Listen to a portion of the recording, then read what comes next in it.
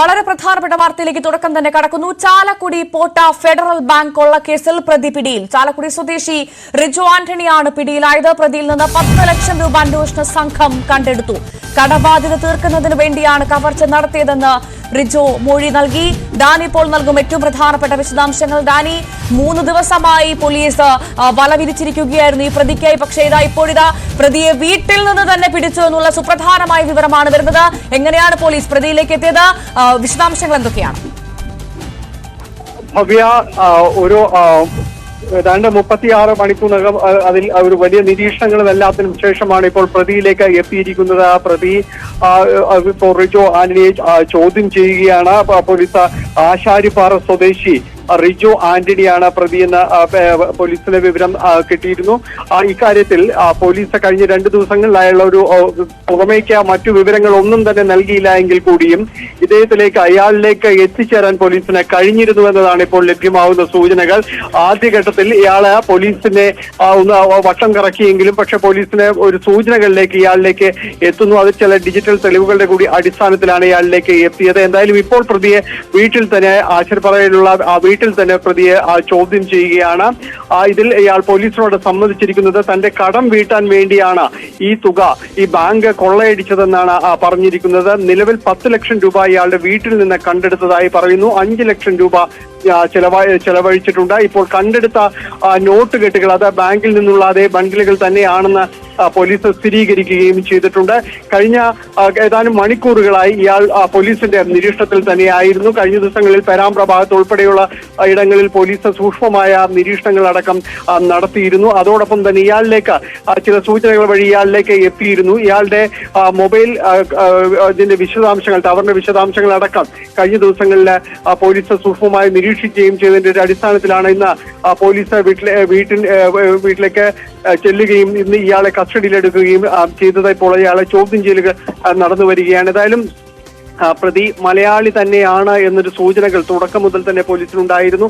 ഹിന്ദി സംസാരിച്ചത് ബോധപൂർവം തന്നെ തെറ്റിദ്ധരിപ്പിക്കാൻ തന്നെയാണെന്ന് ആദ്യത്തെ കുറച്ച് മണിക്കൂറുകൾക്കുള്ളിൽ തന്നെ പോലീസിനെ ബോധ്യപ്പെടുകയും ചെയ്തിരുന്നു. പിന്നീട് അങ്കമാലി ഭാഗത്തേക്ക് വാഹനം പോയി എന്ന രീതിയിലുള്ള ചില കണ്ടെത്തലുകൾ ഉണ്ടായിരുന്നു. പക്ഷെ അതും പോലീസിനെ കബളിപ്പിക്കാൻ തന്നെയായിരുന്നു. പിന്നീട് തിരിച്ചെത്തുകയും പിന്നീട് പോലീസ് തൃശൂർ കേന്ദ്രീകരിച്ച് തന്നെയാണ് അന്വേഷണം പുരോഗമിച്ചത്. കാരണം ഇത് ബാങ്കിനെ കുറിച്ച്, അതിന്റെ ഇടപാട് സമയത്തെക്കുറിച്ച്, ഇതിനെക്കുറിച്ചെല്ലാം വ്യക്തമായി മനസ്സിലാക്കിയ ഒരാൾ തന്നെയാണ്, ഒരു അപരിചിതനല്ല ഇതിനകത്തേക്ക് വന്ന് കയറിയത് എന്ന് പോലീസിന് ബോധ്യപ്പെടുകയടക്കം ചെയ്തിരുന്നു. ഇതിന്റെ കൂടി അടിസ്ഥാനത്തിലാണ് ഈ മേഖലകൾ കേന്ദ്രീകരിച്ചുകൊണ്ട് നിരീക്ഷണം ശക്തമാക്കുകയും ലഭ്യമായ ദൃശ്യങ്ങളിൽ നിന്നുകൊണ്ട് തന്നെ ഒരു ആളിലേക്ക് എത്താനായിട്ട് ചില ഡിജിറ്റൽ തെളിവുകൾ അടക്കം പോലീസിന് അതിനെല്ലാം തന്നെ സഹായകരമായിരുന്നു. അങ്ങനെ ഒരു നിരീക്ഷണത്തിലേക്ക്, ചുറ്റുപാടും നിരീക്ഷണത്തിലേക്ക് എല്ലാം തന്നെ ഇയാളെ കൊണ്ടുവരുവാനും സാധിച്ചിരുന്നു. ഇതിനുശേഷമാണ് പ്രതി ഇപ്പോൾ കസ്റ്റഡിയിലെടുക്കുകയും ചോദ്യം ചെയ്യുകയും ചെയ്തിരിക്കുന്നത്. ഇതിന്റെ കൂടുതൽ വിശദാംശങ്ങൾ പോലീസ് വെളിപ്പെടുത്തിയിട്ടില്ല.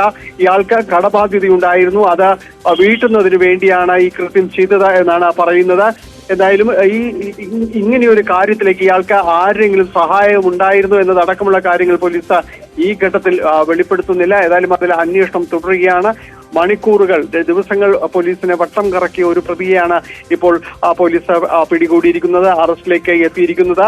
ഇത് തുടക്കത്തിൽ പോലീസിന് ഇതുമായി ബന്ധപ്പെട്ടുകൊണ്ട് വലിയ പഴി ഇതുമായി ബന്ധപ്പെട്ടുകൊണ്ട് കേൾക്കേണ്ടി വന്നിരുന്നു. കാരണം കൃത്യമായ രീതിയിലുള്ള ഒരു അന്വേഷണമടക്കം നടക്കുന്നില്ല എന്നെല്ലാ പഴികളും കേൾക്കുമ്പോഴും വളരെ നിശബ്ദമായിട്ടുകൊണ്ട് തന്നെ പ്രതിയെ കൃത്യമായി ട്രാക്ക് ചെയ്യുന്നതിലേക്ക് അടക്കം പോലീസിന് കഴിഞ്ഞിരുന്നു എന്ന് കൂടി വെളിപ്പെടുകയാണ്. കാരണം വിവാദങ്ങളോട് പ്രതികരിക്കാതെ കൃത്യമായ ഒരു അന്വേഷണത്തിലേക്ക് തന്നെ മുന്നോട്ട് പോയിരുന്നു എന്ന് തന്നെയാണ് മനസ്സിലാക്കുന്നത്. എന്തായാലും പ്രതിയിലേക്ക് എത്തിയിരിക്കുന്നു. അത് തൃശൂർ സ്വദേശി തന്നെയാണ്, മലയാളി തന്നെയാണ്. ഇയാൾ ഒരു പ്രൊഫഷണൽ മോഷ്ടാവല്ലെന്ന് നേരത്തെ തന്നെ പോലീസ് ഒരു അനുമാനത്തിൽ എത്തിയിരുന്നു. കാരണം ഈ പുറത്തു നിന്നുള്ള ഒരാളല്ല പ്രതി എന്നതിലേക്ക് പോലീസ് അനുമാനം നേരത്തെ തന്നെ എത്തിയിരുന്നു എന്ന് മനസ്സിലാക്കുന്നു. അതുകൊണ്ട് തന്നെ തദ്ദേശീയരിലേക്ക് കേന്ദ്രീകരിച്ചുള്ള ഒരു അന്വേഷണമാണ് ഇപ്പോൾ പ്രതിയിലേക്ക് കൃത്യമായി പോലീസിനെ കൊണ്ട് എത്തിച്ചത് എന്ന് മനസ്സിലാക്കാമല്ലേ? തീർച്ചയായും. അതായത് ഇതിൽ തുടക്കത്തിൽ തന്നെ പോലീസ് പറഞ്ഞിരുന്ന, അല്ലെങ്കിൽ പോലീസിന് നിഗമനങ്ങളിലേക്ക് എത്തിയിരുന്ന ഒരു കാര്യമുണ്ട്. കാരണം ഒരു പ്രൊഫഷണൽ മോഷ്ടാവ് ഈ രീതിയിലേക്ക് പെരുമാറിക്കൊണ്ട് കടന്നു പോകില്ല. കാരണം അതിനകത്ത് വലിയ രീതിയിൽ തന്നെ പണം ഉണ്ടായത്. ഏതാണ്ട് 1/2 കോടിയോളം രൂപ കൗണ്ടറിൽ തന്നെ അവശേഷിക്കുന്ന സമയത്താണ് ഇയാൾ കയ്യിൽ കിട്ടിയ പണവുമായിട്ട് നീങ്ങുന്നത്.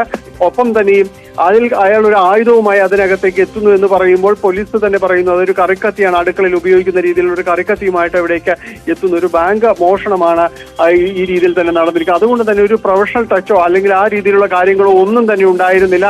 ഇതിനകത്തേക്ക് കയറുകയും പക്ഷെ അതിനകത്തുനിന്ന് അയാൾക്ക് വളരെ എളുപ്പത്തിൽ പുറത്തിറങ്ങാൻ കഴിഞ്ഞു എന്നതാണ് പോലീസിനെ വട്ടം ചുറ്റിച്ചത്. കാരണം നമ്മൾ ഈ ഒരു ATM കൗണ്ടറിൽ കയറിയാൽ പോലും ഇതിൽ കൂടുതൽ സമയമെടുക്കും. പക്ഷെ അതിനേക്കാൾ എളുപ്പത്തിൽ ഇയാൾ ഒരു ബാങ്ക് കവർച്ച ചെയ്ത് പുറത്തേക്ക് എത്താനായിട്ട് സാധിച്ചു എന്നതാണ്. അതിന് ആ ഒരു പോയിന്റിലായിരുന്നു പോലീസ് ഏറെ തലമുറക്കിയത്. കാരണം ഇതെങ്ങനെ സാധിച്ചു എന്നതടക്കമുള്ള കാര്യങ്ങളിൽ പോലീസിന് ആശയക്കുഴപ്പം ഉണ്ടായിരുന്നു.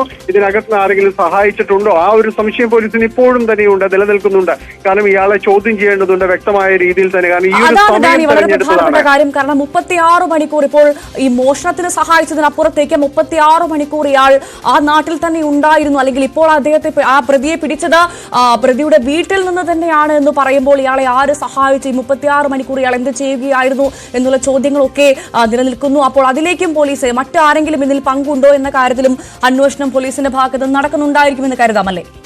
തീർച്ചയായും അങ്ങനെ തന്നെയാണ്. കാരണം അതിൽ യാതൊരു മാറ്റവുമില്ല. പോലീസ് പൂർണ്ണമായും തന്നെയും ഇതിൽ ഇയാൾ ഒറ്റയ്ക്ക് എന്ന രീതിയിലേക്ക് പോലീസ് കരുതുന്നില്ല. അതുകൊണ്ട് തന്നെയാണ് ഇതിന്റെ ഒരു വിശദാംശങ്ങളും ഇതിനപ്പുറത്തേക്ക് ഈ ഒരു പ്രതിയിലേക്ക് എത്തി എന്നതിനപ്പുറത്തേക്ക് മറ്റൊരു വിശദാംശവും പോലീസിൽ നൽകാത്തതിന്റെ ഒരു സാഹചര്യവും അത് തന്നെയാണ്. കാരണം ഒറ്റയ്ക്ക് ഒരാൾ ഈ രീതിയിലേക്ക് വളരെ പെട്ടെന്ന് നിമിഷങ്ങൾ കൊണ്ടൊരു ബാങ്ക് കൊള്ളയടിച്ച് നീങ്ങുക, അതിന്റെ ഒരു സാഹചര്യം, അതും ഒരു പരിചയവുമില്ലാത്ത ഒരാൾ, ഒരു രീതിയിലും ഒരു ക്രൈം സീനിലും ഇതുവരെ വരാത്ത ഒരാൾ വീട്ടിലെ കറിക്കത്തിയുമായി ചെന്നിട്ട് ഒരു ബാങ്ക് കൊള്ളയടിച്ച് 15 ലക്ഷം രൂപയുമായി 2.5 മിനിറ്റിനുള്ളിൽ കടന്നു കളയുക എന്നത് അവിശ്വസനീയം തന്നെയെന്ന് പറയാനേ സാധിക്കുള്ളൂ. അത് തന്നെയായിരുന്നു പോലീസ് ഇപ്പോഴും സഹായം ഇതിനകത്തുനിന്നോ പുറത്തുനിന്നോ ലഭിച്ചിട്ടുണ്ട് എന്നതടക്കമുള്ള കാര്യങ്ങളിൽ പോലീസ് ഇപ്പോഴും സംശയത്തിൽ തന്നെയാണ്. നമ്മളെ സംബന്ധിച്ച് കേരളീയരെ സംബന്ധിച്ച് കേട്ടുപരിചയമില്ലാത്തൊരു കവർച്ചയായിരുന്നു. കാരണം ഇത് രാത്രിയല്ല നടന്നത്, ഉച്ചയ്ക്കാണ്. അതും പിന്നെ ബാങ്കിൽ ഉണ്ടായിരുന്ന 6ഓളം ഉദ്യോഗസ്ഥരെ ബന്ദികൾ ആ കത്തിമുനയിൽ പേടിപ്പിച്ച് നിർത്തിക്കൊണ്ട് നടത്തിയ ഒരു മോഷണമാണ്. എനിക്ക് തോന്നുന്നു ഡാനി ഇവിടെ പ്രതി ഒരു അതിബുദ്ധി കാണിച്ചു. അതായത് ഈ ചാലക്കുടി വിട്ട് പുറത്തേക്ക് അന്വേഷണം പോകും എന്നുള്ളൊരു അമിത ആത്മവിശ്വാസത്തിലായിരിക്കാം ഒരു പക്ഷേ ഈ പ്രതി വീട്ടിൽ തന്നെ ഒളിച്ചിരുന്നതല്ലേ?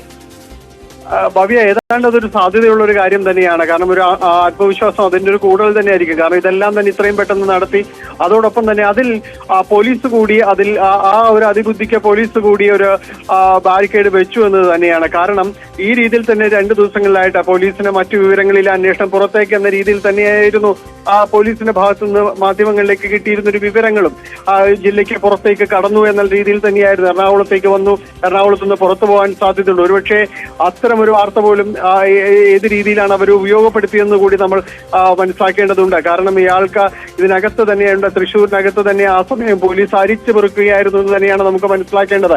കൃത്യമായ രീതിയിൽ തന്നെ ആദ്യ മണിക്കൂറുകളിൽ ഇയാൾ ഒരു ഇതര സംസ്ഥാനക്കാരനല്ല എന്ന് വ്യക്തമാവുകയും പോലീസിനെ ബോധ്യപ്പെടുകയും ചെയ്തിരുന്നു. ഇതിനുശേഷം എറണാകുളത്ത് അന്ന് വൈകുന്നേരങ്ങളിൽ ഈ റൂറൽ മേഖലകളിൽ പെരുമ്പാവൂർ, ആലുവ, അങ്കമാലി മേഖലയിലെല്ലാം തന്നെ പോലീസ് വലിയ രീതിയിൽ പരിശോധന നടത്തി. അത് ഇവിടേക്ക് ഇങ്ങനെ ഒരാൾ എത്തിയിട്ടില്ല എന്നതടക്കമുള്ള കാര്യങ്ങൾ സ്ഥിരീകരണം സംഭവിക്കുകയും തിരിച്ചു പോകാനുള്ള സാധ്യതകൾ കണക്കിലെടുത്തുകൊണ്ട് പോലീസ് തൃശൂർ മേഖലയിൽ ഈ സ്ഥലങ്ങളിലെല്ലാം തന്നെ അന്വേഷണം നടത്തുകയും ചെയ്തു. പിന്നീട് ഇയാളെക്കുറിച്ചുള്ള ഒരു വിവരങ്ങൾ പോലീസിന് ലഭിച്ചു എന്ന് തന്നെയാണ് മനസ്സിലാക്കുന്നത്. അതെങ്ങനെയെന്നും എന്താണെന്നും പോലീസ് വെളിപ്പെടുത്തിയിട്ടില്ല. എങ്ങനെ ഇയാളിലേക്ക് എത്തിയെന്നത് ചില സാഹചര്യങ്ങളിൽ ഇയാളിലേക്ക് എത്താനുള്ള ലീഡ് ഉണ്ടായിരുന്നു എന്ന് മാത്രമാണ് ഉന്നത ഉദ്യോഗസ്ഥർ പറയുന്നത്. ഇതിന്റെ വിശദാംശങ്ങൾ ഈ ഘട്ടത്തിൽ വെളിപ്പെടുത്താൻ കഴിയില്ല എന്ന് തന്നെ അവർ വ്യക്തമായി പറയുകയും ചെയ്യുന്നുണ്ട്. ഏതായാലും ഇയാളിലേക്ക് പോലീസ് എത്തുകയും വളരെ കൈയോടുകൂടി പിടിക്കുക എന്ന രീതിയിലേക്ക് 10 ലക്ഷം രൂപ അയാളിൽ നിന്ന് കണ്ടെടുക്കുകയും എല്ലാം തന്നെ ചെയ്തിരിക്കുന്നു. 5 ലക്ഷം രൂപ ചെലവഴിച്ചു. അത് എങ്ങനെ ആർക്ക് നൽകി എന്നതടക്കമുള്ള കാര്യങ്ങൾ വൈകാതെ പോലീസിൽ നിന്ന് വ്യക്തമാകുമെന്ന് തന്നെയാണ് പ്രതീക്ഷിക്കുന്നത്. എന്തായാലും കേരളം ഞെട്ടിക്കേട്ട ഒരു വാർത്ത തന്നെയായിരുന്നു ഈ ഒരു ബാങ്ക് റോബറി എന്ന് പറയുന്നത്, ഈ ഒരു ബാങ്ക് കൊള്ളയടിക്കൽ എന്ന് പറയുന്നത്. അതിന്റെ ഒരു 2 ദിവസം സത്യത്തിൽ പോലീസിനെ വട്ടം ചുറ്റിക്കുകയായിരുന്നു. അന്വേഷണത്തിലെ എല്ലാ മാധ്യമങ്ങളുടെ ഭാഗത്തു നിന്ന് തന്നെയും ഈ ഘട്ടത്തിൽ അതിനെ പോലീസിനെ വിമർശനം കേൾക്കേണ്ടി വന്നു. പക്ഷേ കൃത്യമായ രീതിയിൽ തന്നെ പ്രതിയിലേക്ക് ഈ ഘട്ടത്തിൽ എത്താൻ അവർക്ക് കഴിഞ്ഞിരിക്കുന്നു എന്നതാണ് ഭവ്യ. അതാണ് വളരെ പ്രധാനപ്പെട്ട കാര്യം. എന്തായാലും ചാലക്കുടി പോട്ടയിലെ ബാങ്ക് കൊള്ളക്കാരൻ പിടിയിലായിരിക്കുന്നുള്ള വളരെ സുപ്രധാനമായ വാർത്തയാണ് ഈ മണിക്കൂറിൽ പുറത്തു വരുന്നത്. ചാലക്കുടി സ്വദേശിയായ റിജോ ആന്റണിയാണ് ഇപ്പോൾ പോലീസിന്റെ പിടിയിലായത്. ഇയാളിൽ നിന്ന് പോലീസ് 10 ലക്ഷം രൂപ കണ്ടെത്തിയിട്ടുണ്ട്. ബാങ്കിലെ ബാധ്യതയുള്ള കടം വീട്ടാനാണ് ബാങ്കിൽ നിന്ന് മോഷ്ടിച്ചതെന്നാണ് പ്രതിയുടെ ആദ്യ മൊഴി. ഇത് പോലീസ് പൂർണ്ണമായി വിശ്വാസത്തിലെടുത്തിട്ടില്ല. എന്തായാലും കവർച്ച നടന്ന 3-ാം ദിവസമാണ് പ്രതിയെ പോലീസ് പിടികൂടുന്നത്. ഡാനി പോളാണ് വിശദ വിവരങ്ങൾ പങ്കുവച്ചത്.